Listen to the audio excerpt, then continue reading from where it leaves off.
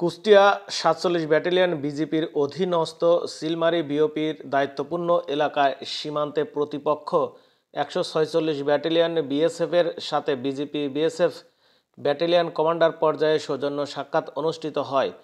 উক্ত সৌজন্য সাক্ষাতে উভয় দেশের ব্যাটালিয়ন কমান্ডার বিজিপি বিএসএফের মধ্যে বন্ধুত্বপূর্ণ সুসম্পর্ক ও সহযোগিতার মনোভাব বজায় রেখে গুরুত্বপূর্ণ বিষয়গুলো নিয়ে আলোচনা ও ঐক্যমত পোষণ করেন।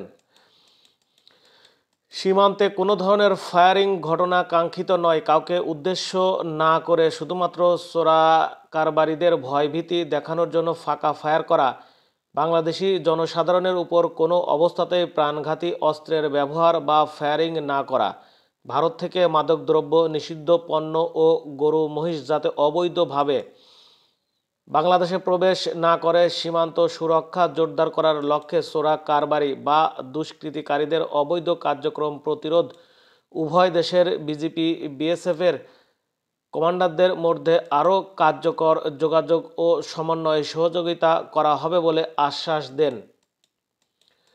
উক্ত সৌজন্য সাক্ষাতে বিজিবির পক্ষে নেতৃত্ব দেন অধিনায়ক লেফটেন্যান্ট কর্নেল মাহবুব মোর্শেদ রহমান পিএসসি এবং বিএসএফের পক্ষে নেতৃত্ব দেন কমান্ড্যান্ট বিক্রম দেব সিং। পরিশেষে উভয় দেশের শান্তি ও সহযোগিতা কামনা করে অত্যন্ত সৌহার্দ্যপূর্ণ পরিবেশে সৌজন্য সাক্ষাৎকার শেষ হয়।